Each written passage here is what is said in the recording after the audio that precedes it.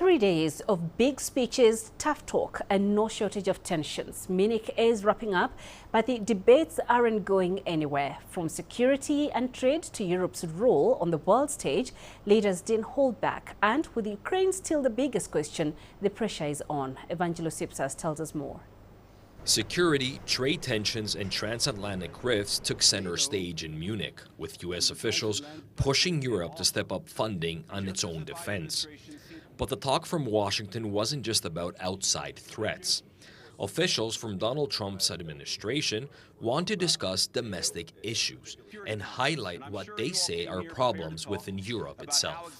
The threat that I worry the most about vis-a-vis Europe is not Russia, it's not China, it's not any other external actor. And what I worry about is the threat from within, the retreat of Europe from some of its most fundamental values, values shared with the United States of America. But the German Chancellor Olaf Scholz flipped the script, putting the focus on outside interference. On day 2, he made it clear that any attempts to influence European democracy, especially in favor of the far-right AfD, is a red line.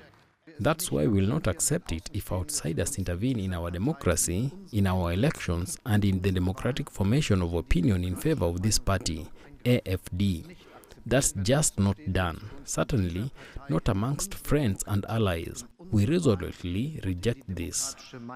The president of the European Commission, Ursula von der Leyen, also took a shot at the US, but this time over trade, warning that if they slap unfair tariffs on the EU, Brussels will hit back. Unjustified tariffs on the European Union will not go unanswered. And let me speak plainly. We are one of the world's largest markets. We will use our tools to safeguard our economic security and interests. On the other hand, China took a calmer approach, steering the conversation toward partnership instead of competition. China has always believed that Europe is an important pole in a multipolar world. China and Europe are partners, not rivals.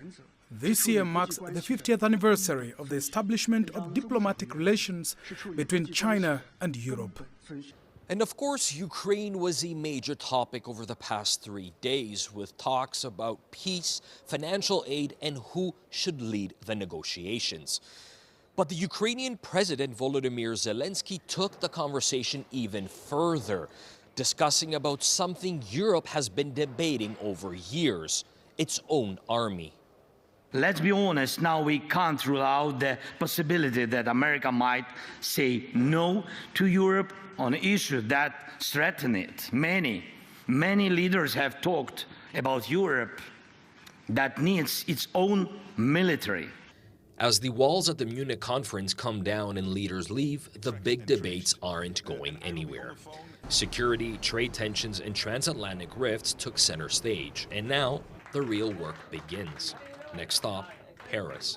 European leaders will tackle Ukraine aid and defense, but unity won't come easy after Munich's tensions.